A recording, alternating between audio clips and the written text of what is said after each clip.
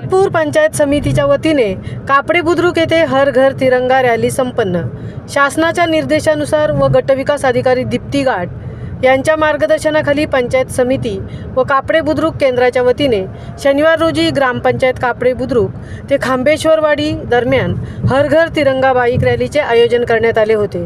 रॅलीचे उद्घाटन कापडे बुद्रुक सरपंच सौ आदिती अनिल मोरे यांनी केले। या रॅलीमध्ये देशभक्तीपर गीते व स्वातंत्र्य दिनाच्या घोषणा देण्यात आल्या।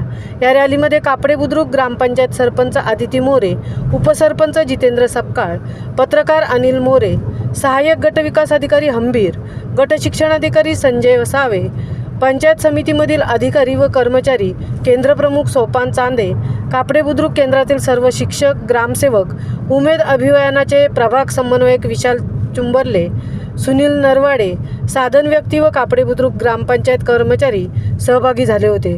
कार्यक्रमाचे प्रास्ताविक केंद्रप्रमुख सोपान चांदे तर आभार प्रदर्शन कापडे बुद्रुक शाळेचे मुख्याध्यापक अरुण मोरे यांनी केले। महामुंबईसह धनराज गोपाळ, पोलादपूर।